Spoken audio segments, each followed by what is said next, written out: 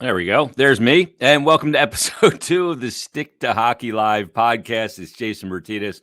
We're going to be joined in just a couple of moments by former NHL goaltender, former Flyer goaltender, former Coyote goaltender, former San Jose Shark goaltender. I'd have to look back and see all the different places that Boucher played. But now analyst on the NHL on ESPN. Brian Boucher will be our guest on this episode. Kevin Woodley will join us on Monday's episode. Actually, Boucher played 3 games in Columbus as well. I didn't even realize that. Carolina, he played in Chicago. He played at. He's got some good jerseys on the wall. So we'll talk to Boucher in just a couple of minutes about coaching changes, what it's like when you're a player and you go through a midseason coaching change, because Boucher has gone through that. And we'll talk about leadership. We'll talk about all kinds of different angles, including some storylines around the NHL. I got to talk to him about the Rangers as well. But it is Stick to Hockey Live. It's presented by Park Sportsbook and the great Sportsbook app. If you do not have it downloaded, I highly recommend you do that now. Download it in the App Store. It's so easy to use. If you're not an app guy, you can always go online, parkscasino.com/PA, and check it all out there. And new customers right now get $500 risk-free for your first bet. And you'll be credited in site credit if you do not win that bet, but check it out. And it's just so easy to use. Bet the lines, bet the games, the NHL card. We'll talk about some of the card coming up a little bit later in this episode of Stick to Hockey Live once we're done with Boucher. And also make sure you give, Park Sportsbook a follow on Twitter at Park Sportsbook. Great content there. Daily specials also on Instagram, YouTube. If you're seeing this on YouTube, you can check it out there as well. Facebook Live, all the different angles, and it's all available there to you. And Stick to Hockey Live is not the only great content there. You got the Odd G's podcast with myself and Harry Mays, which debuted this past week. And we had special guest John DeBella on. Also, you have all the Rich Gannon stuff, Mike Quick, Natalie, Sam. There's a lot of great content on there. So go check it all out. Again, give them a follow on Twitter at Spark Sportsbook. Follow them on Instagram, Facebook, YouTube, and everywhere else to get all the different content. Now, we're doing this episode. The first episode was on Monday, and it happened to be the day that the Flyers announced that Alain Vigneault was terminated as the head coach of the Philadelphia Flyers, along with Michel Therrien. And I didn't plan to start Stick to Hockey Live concurrently with a huge breaking story like that sometimes it's better to be lucky than good. Not that, somebody getting fired is lucky or good. But Mike Yeo has taken over as the interim head coach. And since then, they had the 7-5 loss on Monday against the Colorado Avalanche. And then last night, the 3-0 loss against the New Jersey Devils. And in the postgame press availability, Mike Yeo called the Flyers game, and their approach, I thought, was an interesting term. He used the word safe. And there's one thing that in team sports you can never win by playing with a characteristic of safe, because you have to incur risk to get reward in sports. And when you're playing things safe, it's not a recipe for success. And the Flyers, I thought it was a good term. I thought it was pretty apropos of Mike Yeo to use that word safe for the Flyers game. And it wasn't hard in kind of looking at everything to see why they didn't score in the game, why they got shut out for a fourth time. When you look at the shots and scoring chances chart, everything was to the outside. They had one scoring chance inside a high danger area. But let's get to the man right now who has done look, we're talking about shutouts. Nobody's got a longer shutout streak in the history of the game than our guest from the NHL on ESPN, former Flyer, former Columbus Blue Jacket for all of 3 games. It is Brian Boucher.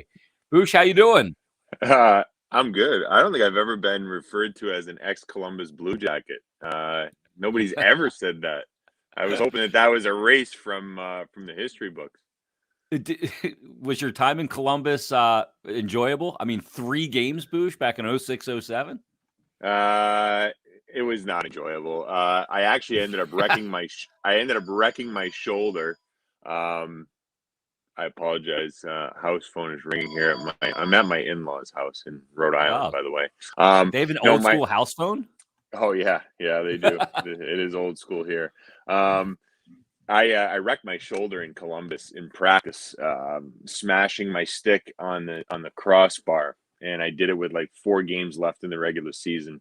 So I had only played 3 games there, and I was just, we weren't going to make the playoffs, and I was just miserable. And I snapped at practice one day and dislocated my shoulder, smashing my stick. And I called my wife to tell her that I was hurt at practice today, and she's like, "Oh, she felt terrible." She's like, "Oh my God, that's too bad." And then she asked me how I did it, and I told her I did it in a fit of rage, and she hung up on me and called me a word that we probably shouldn't use. But yeah, so I ended up in shoulder surgery and ended up going to the minors the next year in Philadelphia after getting my shoulder fixed.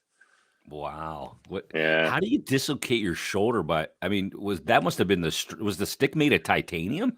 No, it was like a wood, like those warrior sticks, right? They Yeah. had like a carbon fiber around it, I guess. I don't know. Like, it's not like one of those like Bauer sticks that they made that are composite. I don't know. I just got It's a foam core is what it's called. Yeah, exactly. So I Yeah. had my stick all the way out, like I was holding it on the knob, and I swung it around to hit the post, And I don't know, whatever reason, the weight of the stick when I hit the crossbar, my shoulder just dislocated when I did it. And I knew right away when I did. I was like, "Oh boy." I was like, "That's not good." And I skated right off the ice, and actually Columbus suspended me without pay because they said I did it in a non-hockey related incident, which I thought was Bush League. But Yeah. so that insurance paid. That's why we got insurance. So insurance paid for it. I got it fixed, and then after that, Paul Holmgren signed me to a minor league deal in Philadelphia to come back and play for the Phantoms and just get my career back on track. So anyway, we don't need to get into all that, but yeah, so Columbus it's not a place that I think of and say, "Wow, let's revisit those days." Well, I will never introduce you as a former Columbus Blue Jacket again. It's a good thing like you didn't get a mask made and pay and pads and the whole Columbus Blue Jacket setup. But yeah, let's move on. Never had a mask painted. I just taped it because I was with the Blackhawks before that, so I just taped it blue. Yeah, so. Do you have good Blackhawk setup? I had the mask was okay. I don't know where that mask is. I swear I don't know what's happened to like half of my mask collection. I see all these other guys that have played. Like Marty Biron's got beautiful mask collection in the back. Even you got a nice little setup there. I got like 4 masks of mine, and I played on like 20,000 different teams, and I don't know where my masks are. I have no idea. I moved so much that I just lost track of some things. So if anybody has my equipment, whatever, I mean, let me know. Maybe I'll buy it off you or something like that. I have no idea where my masks are. We're gonna be watching A&E one night and like Storage Wars, and that guy's gonna be like, "Yup," and then, "Oh, look at this, Brian Boucher, Chicago Blackhawks mask is in the storage locker." Yeah, and I'll pay something like $5,000 for a mask that isn't worth $20. Sucker that I am. They'll be looking in the locker, and be like, "Man, this locker really smells." There's a bunch of goalie equipment in here, not realizing it's a former NHL player's goalie equipment. That's great. That'd be crazy. We had to start off with some levity, Boosh, because the Flyers last night, they lost 10 straight games. It's not technically they've lost 10 straight. They've lost actually 6 straight, but they're winless now in 10. That's the proper terminology. But 10 straight, and this team can't score. They faced that Devils team, Boosh, last night that has allowed 4.1 goals per game in their last 11. They only won 2 of their last 11, and they go in there and they get goose-egged. I mean, when you see a team struggling offensively to this degree like the Flyers are, I mean, what's the way out of it? Yeah, that's a tough one. I mean, Jonesy said best, I think, in the post game last night, right? With JJ, he says you think you hit rock bottom, right? And you're waiting to see the signs of pulling out of it. And maybe last night was bottom. I think that's the hope, right? It just seemed like last night it was sloppy. There was no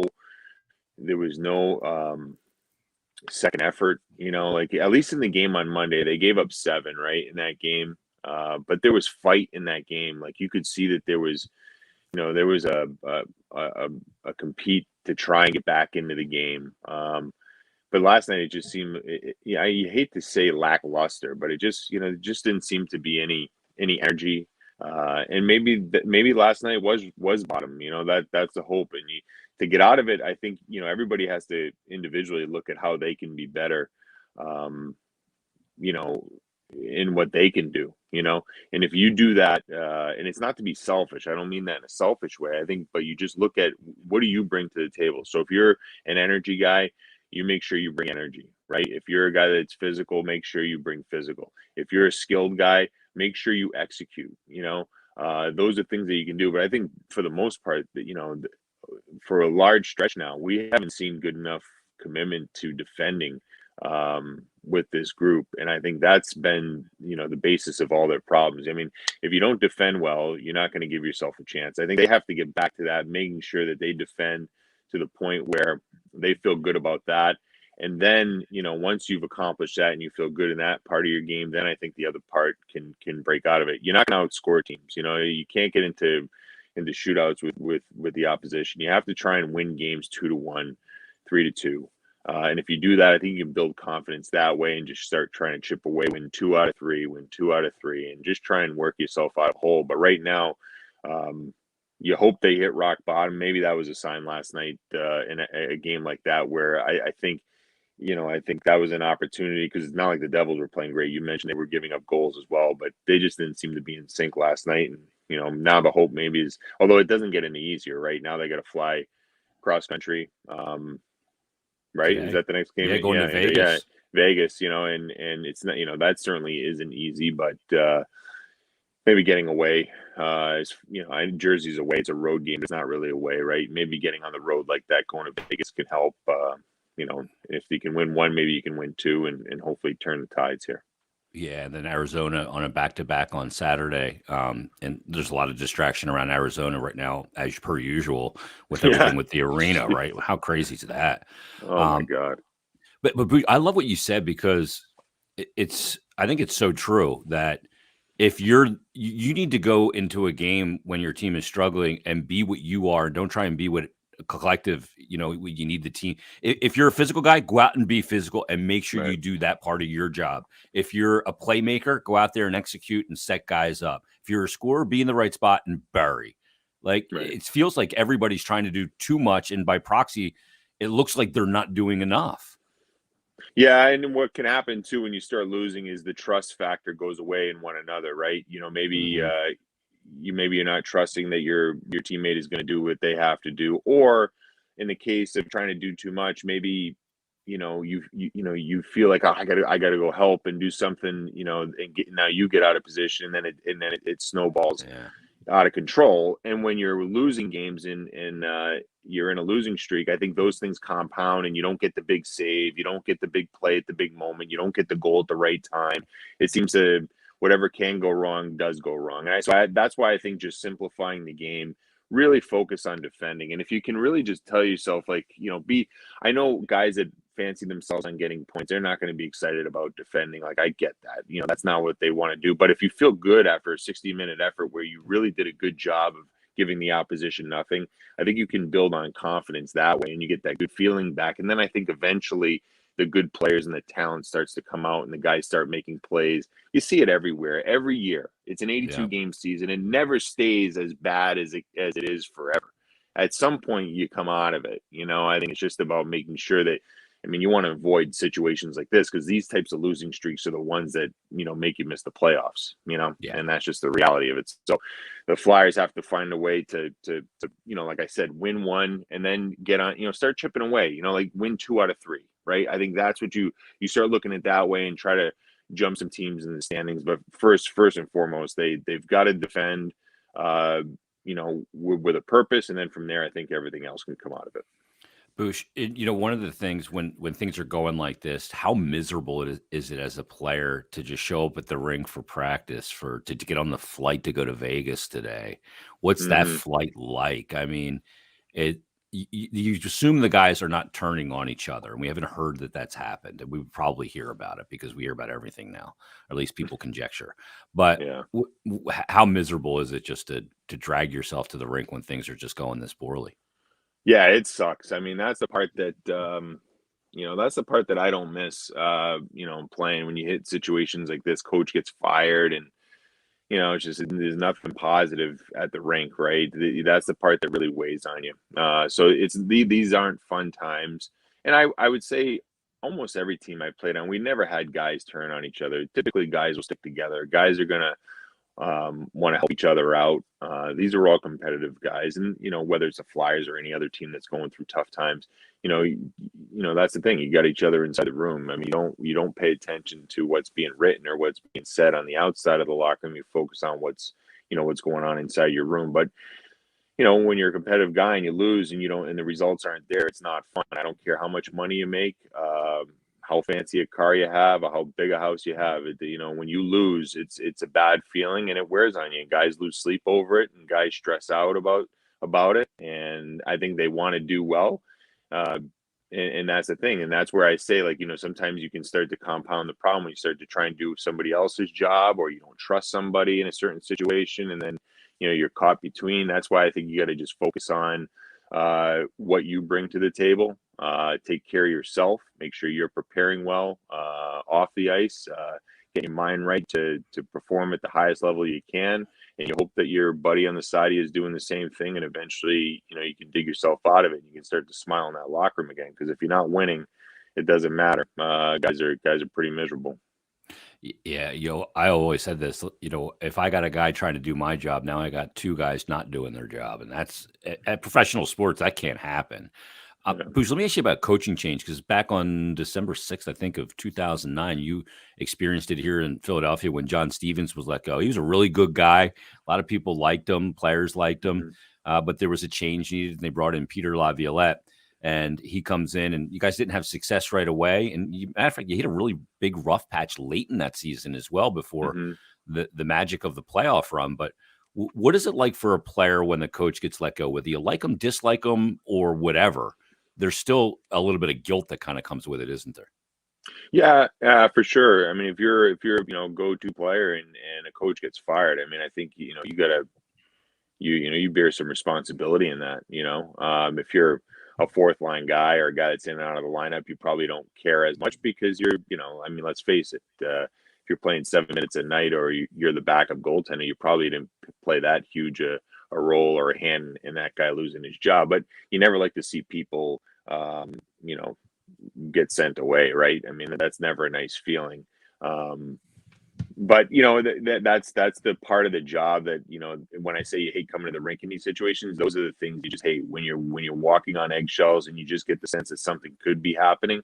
That's not a good feeling. It's not fun to go to the rink that way. What's fun is when you're winning games and there's excitement around the team and there's a buzz around town, and that's when that's the joy of being a pro athlete, right? In a great market like Philadelphia, where you just love coming to the rink and you've got this energy, even if you're tired, because you just know that, it's going to be an exciting night or that good things are going to happen. So, yeah. And then, when a new coach comes in, it can bring new energy to a group, because now you got to prove to a new set of eyes and a new person what you can do. Now, is that the case here with Mike Yeo?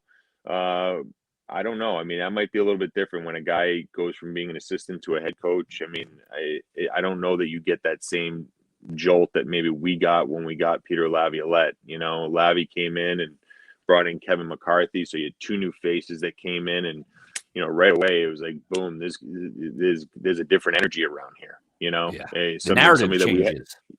Somebody that we hadn't seen before. Now you're kind of like, whoa, okay, what we were doing before, we got to change it up. Meetings are different. Everything that we do, from a structure standpoint is a little bit different. How we approach practices, when we practice, everything. And just kind of snaps you into a different mindset. So I think when you do that, I think that those types of changes can work. You just wonder if when you take somebody that was an assistant, just move them down the bench to the middle of the bench, do you get that same effect? I mean, I don't know if I've ever had. Yeah, I guess I did have an assistant. Bill Barber did. He went from being an assistant for Craig Ramsey and then took over. But Billy was a very intense guy, and you could sense that Billy was quiet as an assistant. But when he took over as head coach, you knew that it was his team now, and plus Billy was such a big figure in Philadelphia that I think we all had immense respect for what he was as an ex-Flyer and everything. So it'll be interesting to see how it plays out with Mike Yeo and how this team is able to dig out of this. Bottom line is they got to defend better. They need better performances from a lot of guys. Individually, they guys have to look themselves in the mirror and be better. And if they do that, then I think the what we thought they were going to be, you might start to see a little bit more of that. Boucher, one of the things I love to ask guys that played about, and as a goalie, it's a little bit different because you're not a skater, but the I guess the prospect of leadership. And there's so much made about the C in hockey. It's like glorified, it's romanticized about. And Giroux's the one guy that's been here for so long, and there's a lot of those years of, the team not progressing in the playoffs, out of the playoffs, and all of that. But talk to me about leadership and leadership in hockey.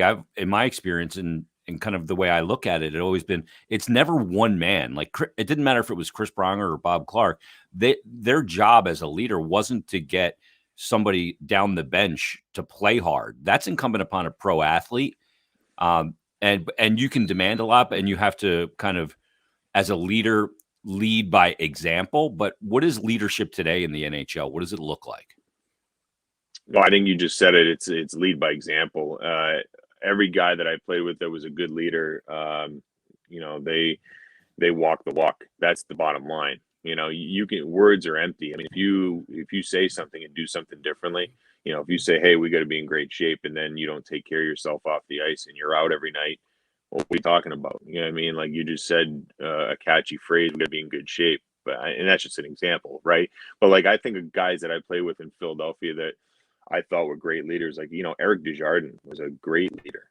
Like this guy, I could count on him every single day. Like, and I know he had injuries towards, he was injury prone towards the end of his career, right? Some bad injuries, and I was gone by then. But when I played with him, like this guy, I mean, you just knew when he came to the rink, it was all business. There was nothing that got in the way of whatever he was looking to do, and that was the objective, to win a game, right, and do the best he could. So, like a guy like that, guy like Rick Tocchet, same thing. Mark Recchi, you know what I mean? These guys all cared a ton. Keith Primo, same thing. Like Preems was, when he got to the rink, like, I mean, hours of preparation before practice, you know what I mean? Like you'd see him in the weight room, like, 2 hours before practice, working out, like full on sweat, and it's like 82 games, you know what I mean? Like, and that's the type of like leadership that, you see. Chris Pronger, same thing. Like these guys, you just knew. When I was in San Jose, Rob Blake, same idea. It was not a mistake that the greatest players were always the ones that were most prepared and led by example. So I think when you see guys like that, you just kind of naturally are like, oh my God, I got to pick it up a little bit here, Yep. And that's when you get in line. And like you said, it can't be just one guy. I think when you have multiple guys on a team all doing the same thing, and they don't have to be doing the same thing, but all, doing similar stuff, you know what I mean, in preparation to get ready. That's when you start to look around and you're like, man, if I'm not doing that, then I'm cheating my group here, and I got to get going. So, and Claude, I was with him early on in his career. He's a competitive guy who cared a ton, very talented. I knew he had a compete in him that, you could just see he would, he'd bite somebody's nose off if he could to get ahead of somebody. And I think he's played great so far this year. I don't have any problems with the way he's played. It's tough. I mean, he's not getting any younger, and I think he feels the pressure and the burden. But I think he's trying to do the best he can. I think there needs to be more guys that raise their level of play like Giroux has here this year. And if they do that, I think they're going to start to work their way out of it. But I don't think you can point fingers at the captain here in Philadelphia and say he's the reason why this year, they're in a 10-game losing streak. I haven't seen it. I think he's played hard, and I think he's produced, and I think more guys have to follow his lead. Yeah, I look at him and I go, he's the least of the problems. Right. There's 10 other ones that I can find that are the issue, and it's not there that I'm like going, oh, I got to fix this guy, or this guy's got to do more. I think he's done as much as he can. He's not a guy that's going to take over games like he once did. Right. I mean, he's just knocking on the door of 34 coming up in January, but he's still an immense talent and player. when it comes to waiving his no move clause, Bouche, if this does become a season for the Flyers where they just can't get back into it, and they're reaching that like tipping point right now of it's just the math is going to get too difficult. And he waives that no move clause. I mean, there's a team that was just in town I could see him playing for. They got some cap space, and that's Colorado. What would he look like in a Colorado Avalanche jersey on that power play? McKinnon, McCarr. I mean, Jesus. Well, Rantanen. he would be on the second unit, is what he would be on that team. Like I'll say it. I mean, Giroux won't say it, but if I'm Claude Giroux and I'm waving playoffs, I'm waving it. I'm waving it, and because I think I was 30, maybe I was 34 when we were in 2010. And listen, I was a backup goalie, whatever. Giroux is a guy that's, one of the best Flyers that we've seen in the history of this organization, right? He's in a totally different, atmosphere. He deserves a chance to play for a cup, and when you're 34 years old, time is ticking. This could be it. So if I'm him, I don't, you have a discussion with Chuck Fletcher, and you look at it this way: not that you're letting the organization down, you're actually probably helping them in the sense that they could get an asset or two on the way back, and you go do your thing and try and win. I think Giroux's given all he could to Philadelphia and for the Flyers. If it doesn't work out, that this team can make the playoffs, and he shouldn't feel any shame in asking for a situation where he could go to a chance to win. That's just the way I see it. I don't know if he's going to do it. But the Flyers will get something in return, so it's not a total loss. It'd be if he sticks around here and then leaves as a UFA over the summer, that's a total loss. I mean, at least recoup something for him. And I think Flyer fans, by and large, would be happy to see Claude Giroux have success elsewhere. And then I think the Flyers, at that point, it's about finding a way to get younger, get faster. The power play always ran through Giroux for the last 10 years. Well, now it's got to run through somebody else at that point. You just figure it out and go a different direction. But I'm sure he wouldn't come out and say it, but I'll say it for him. He should want to go try and win a Stanley Cup for sure. Yeah, you go full Ray Bourque, and I use Colorado. I don't see it all the way through, right? Bourque, all those years in Boston, and you knew watching Bourque well, Bouche. Like, he was a Boston Bruin, but he went and won a cup at the end with the Colorado. And remember, like, it didn't happen for him in the first year, right? It didn't happen in the first year. They fell short, and then he went back for another year and got it done. Yeah. Bourque is a bit older than Giroux is at the time that happened. He was 37, I still think Giroux's got, more years after this. It'll be totally up to him if he wants to play. And who knows, maybe you could ever return to Philadelphia. I don't know. I don't know what that looks like, but I'm just saying here and now, if they're not going to make the playoffs, I think Giroux deserves a chance to win. He shouldn't feel guilty about feeling that way because I think he's given all he could here. Let me ask you about that notion of, waiving your no-move clause to go to another team. Say it again, we'll just play it through. Say it's Colorado, and he goes to Colorado, whether they win the cup or not.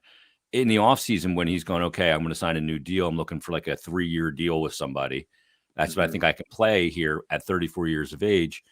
When you look back at Philadelphia, after you've gone to Colorado and not been the biggest name on the marquee out there, you go and you're just out there playing hockey. You got McCarr, you got McKinnon, you got all these talented players, and you're a really good player on that team, but you're not the guy that's got to be there in front of the media all the time. Do you really want to go back and come back to Philadelphia, or are you looking for, that situation? Because I imagine that's got to be refreshing.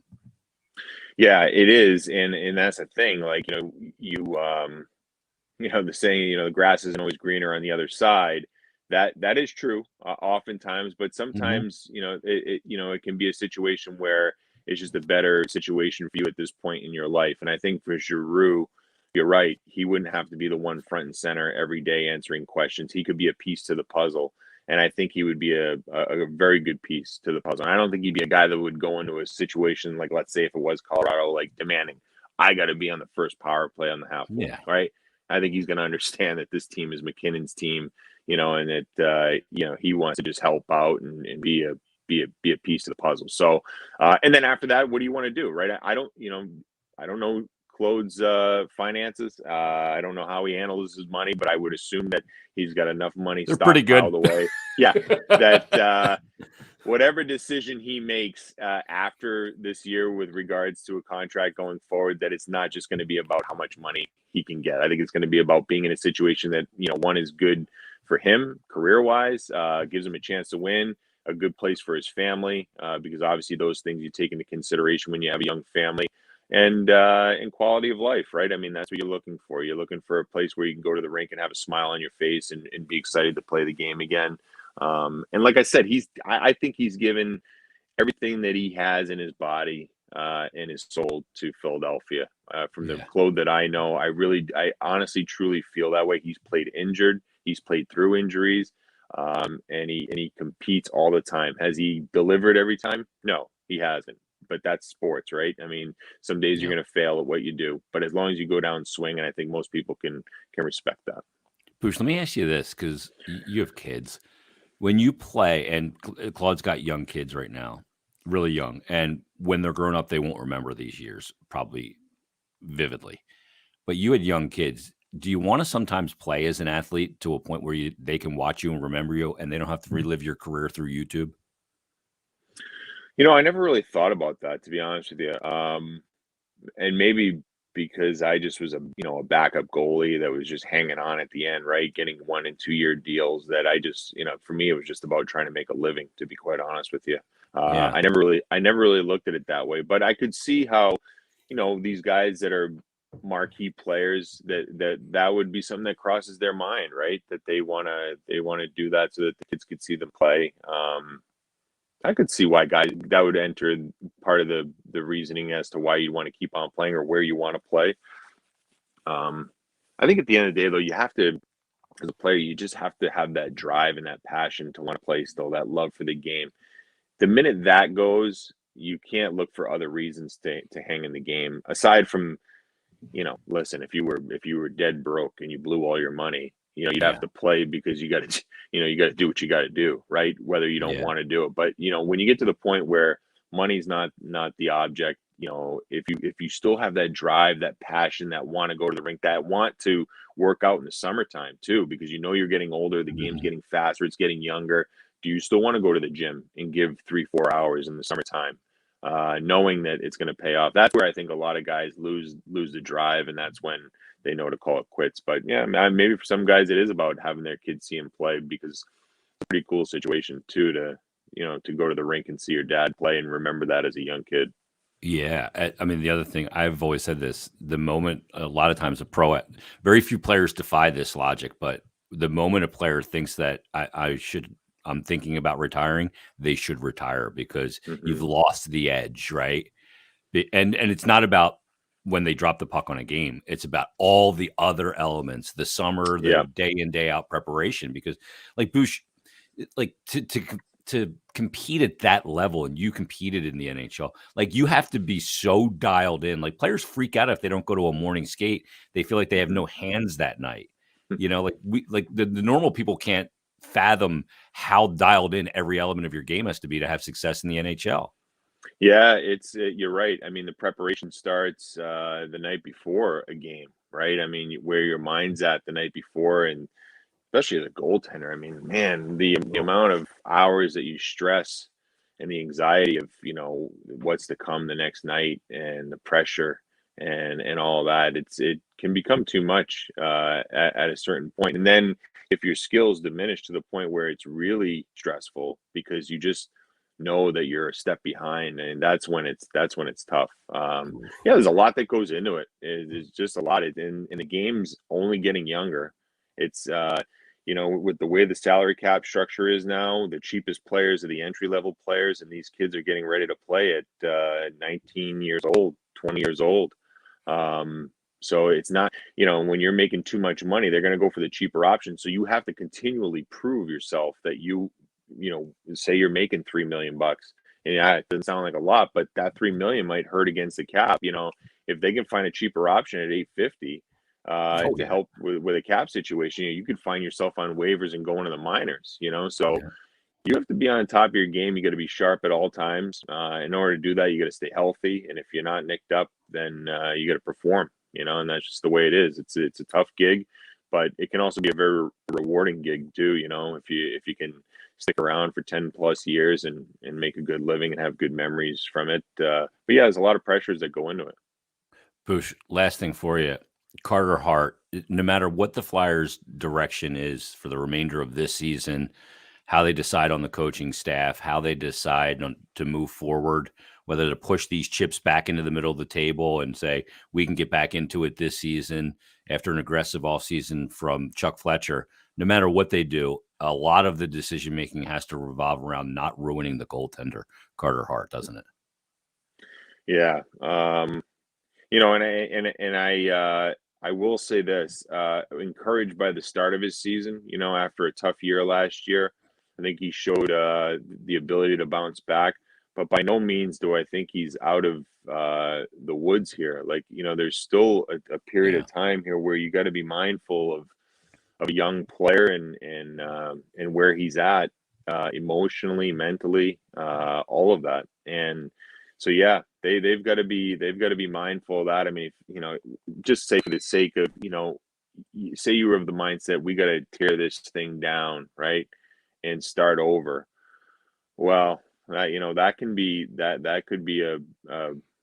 a tough situation for a goaltender that, is maybe not 100% there just yet, and where he wants to be confidence wise. Now, also you could make the argument that if you do that, maybe the pressure's off of a guy like Hart, because now the expectations aren't there for this team to contend and go deep into the playoffs. I think when they lost to the Islanders a couple of years ago, I feel like the expectations all of a sudden got ramped up pretty high, right? And I don't know that anybody's expectations were that high prior to that. I think people were kind of like, oh, let's just kind of take a wait and see approach.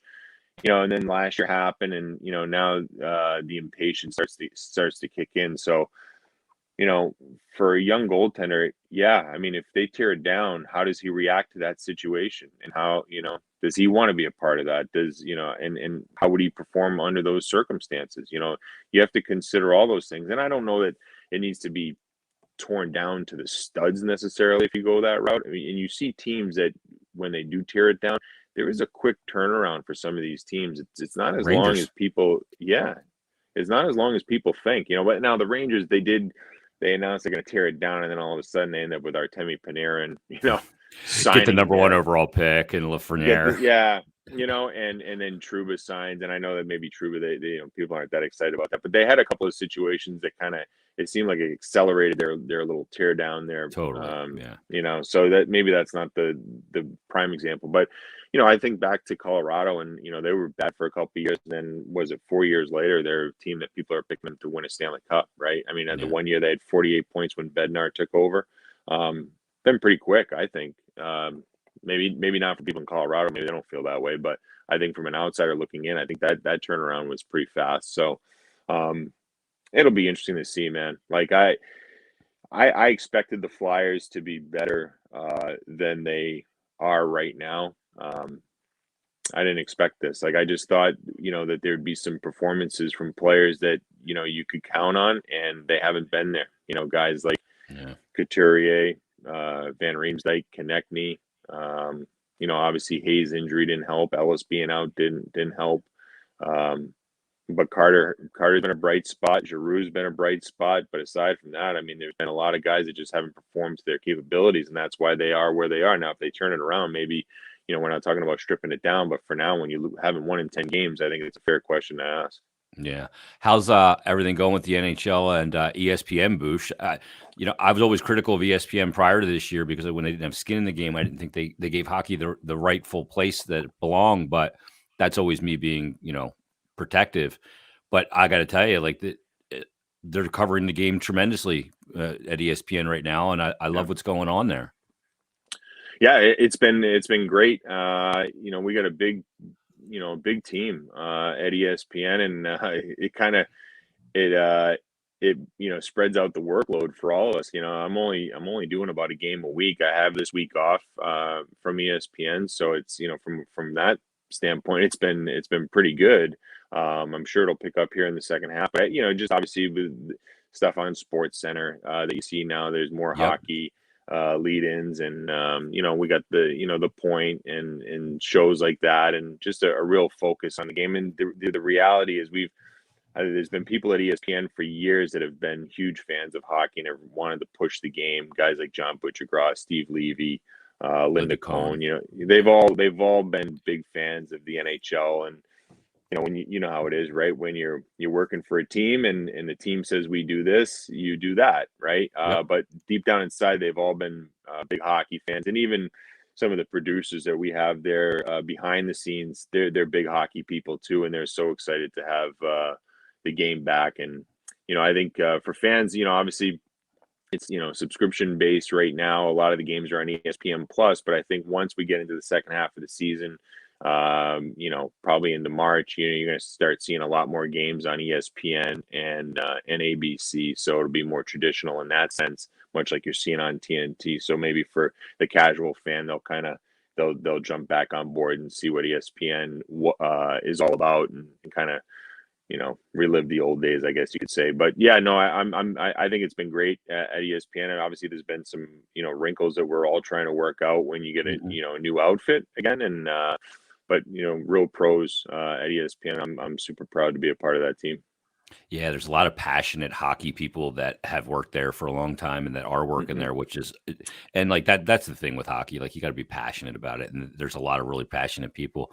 I think I mentioned this the other day with you guys, with ESPN and TNT, that, this broadcast deal was basically signed when other rights deals were in place for ESPN and TNT. And Right. eventually when those deals, like on TNT, they're dealing with wrestling on Wednesday nights, so that the games have to be That's why late. the games are, yeah, exactly. Yeah. Yeah. Well, once the calendar year ends, then obviously the new agreements kind of change a little bit there as well. And yeah, it's great to see the ESPN Plus thing, and streaming is so huge, and I can get anything with it. So it's awesome to see, and that's where everything's going anyway. It's all on demand. If you don't have a smart TV at this point, I guess my TV might be average intelligence, but it works.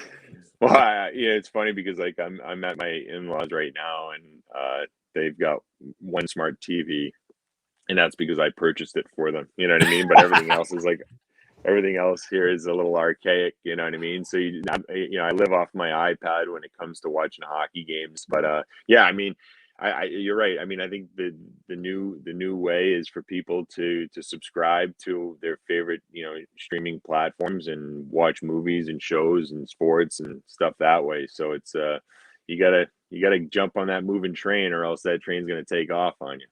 Yeah. Well, we missed you at the alumni game. McKenna looked like he was trying a little too hard in there. Well, he's young, isn't he? Right, he's in his 30s, so Yeah. I think he's he's still probably got some game. Although I play in a here in Rhode Island. We call it Hockey Night in Newport, and it's like a faculty skate with a lot of the faculty at my daughter's school, and I don't play goalie there. I play forward, and I tell you what, I had myself a night last night. I was Yeah. dishing. Oh man, was I dishing? I mean, unbelievable. And I scored the game-winning goal.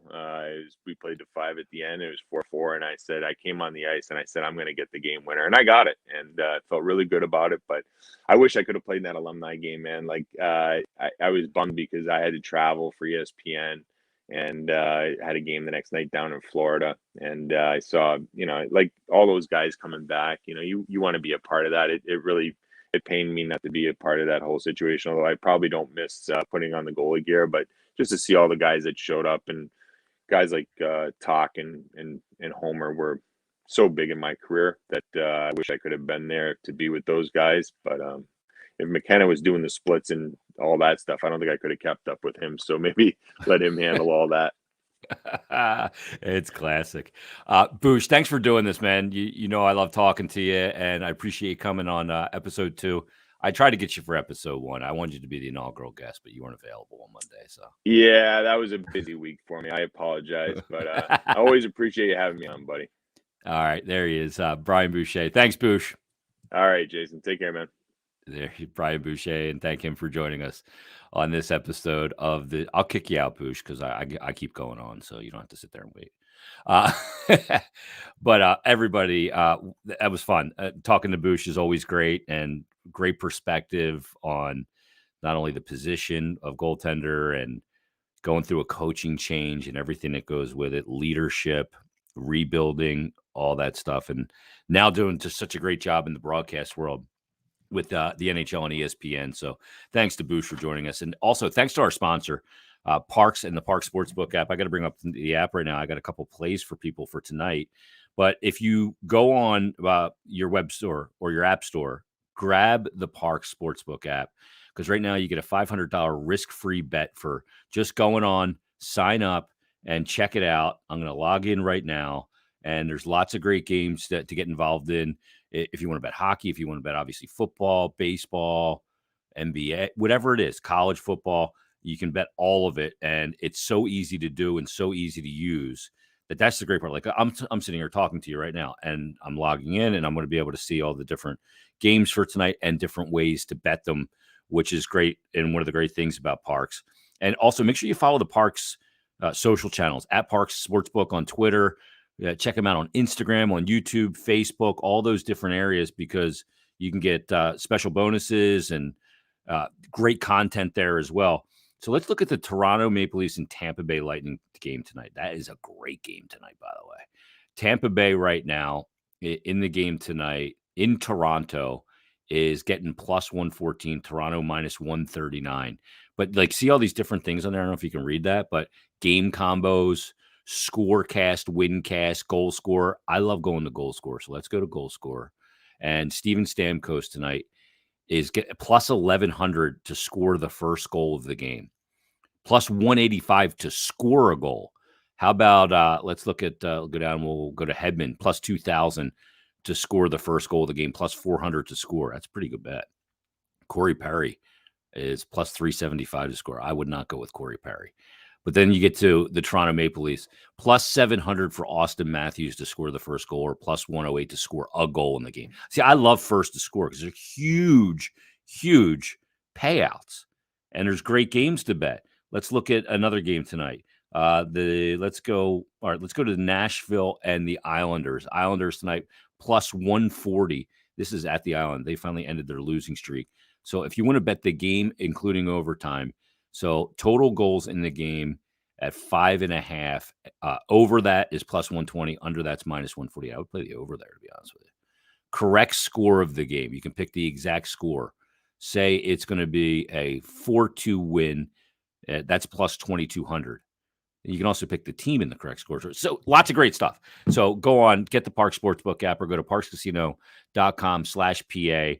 And it's easy to use, live in-game betting, play-by-play betting. It's all there for you. So make sure you check it out, and you can enjoy all the great opportunities with the Parks Sportsbook app. Also, I got to tell you about Wildfire, because they are awesome. And Wildfire, they host all of our podcasting, so on-demand versions of Stick to Hockey Live. You can, if you're not seeing this live, you can come back and you can watch the live video on demand, and you can also hear it on demand as well at all the podcasting platforms, iTunes, Spotify, Google Play, all the different ones, Stitcher. It's available on all those. And if you and your business are looking to start a podcast, it's a great idea. You got to talk to Wildfire Podcasting. Now, they got a great studio located minutes from Philadelphia in Clementon, New Jersey. And if you wanted to get into broadcasting, podcasting, whatever it is, they can help you hone your skill, and they can really help you with all the logistics of it. You know, talk to them. If you're a business, podcasting is a great way to market your business and become known as an expert in your field to hundreds of thousands of listeners and grow your podcast.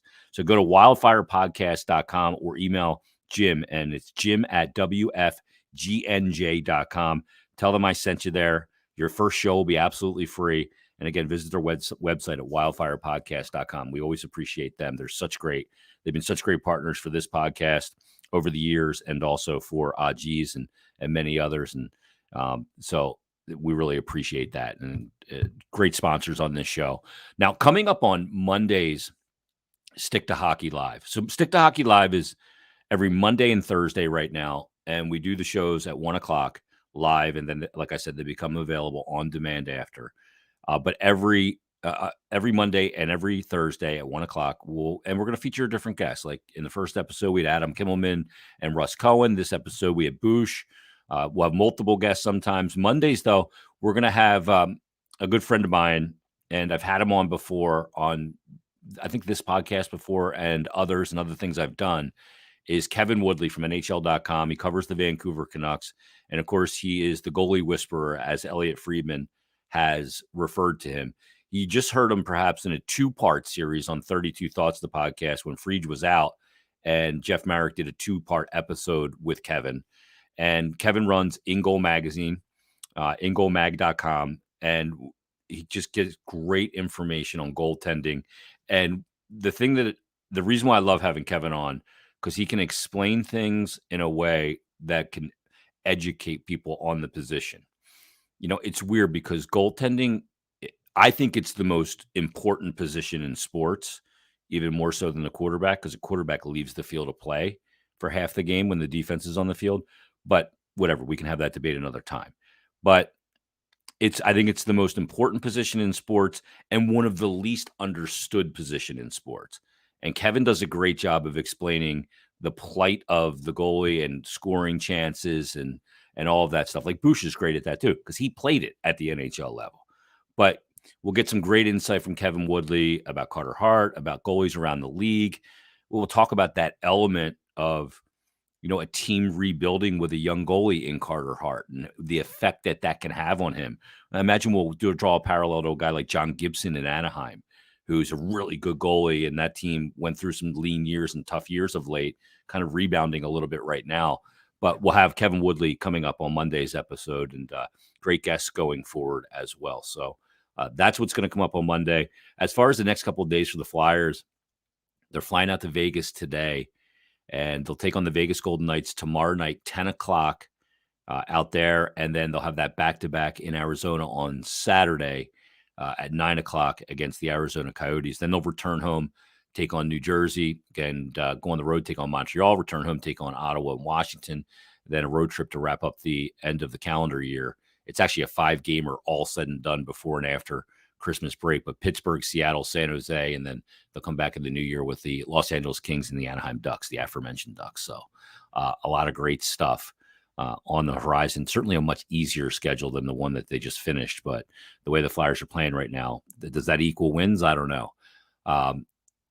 Renee says that he met Boucher at the Shark Tank in 95 at the Flyers bus, and he signed autographs and took pictures. Well, Boucher's a good guy. That's why. So that's why I did it. I don't know. Was he playing for the Sharks or was he playing for the Flyers? Because he played for both. I'll have to look back in 95. Well, it wasn't 95 because he wasn't in the league yet in 95. So it definitely was not 95. He came in 99. So anyway, all right, everybody, that's going to put a wrap on this episode. Again, make sure you get the Park Sportsbook app, download it, get your first bet risk-free up to $500. And also go to parkscasino.com/PA. Get those wagers in for tonight. First to score. Look in those categories. It's a lot of fun. First to score, and then keep an eye on the live in-game betting. And make sure you also follow Parks on Twitter at Park Sportsbook. Follow them on Instagram. Follow them on Facebook Live, Facebook, whatever you call that. Also YouTube, and you'll get great content there and great daily specials and all kinds of other great content. So we appreciate everybody watching. Thanks for the first 2 episodes. We'll be back on Monday. Another brand new one. Will the Flyers end their winless skid? We'll find out on Monday when we break it all down on a brand new Stick to Hockey Live. Have a great day, everybody. Have a great weekend. Enjoy your hockey, and we'll talk to you on Monday.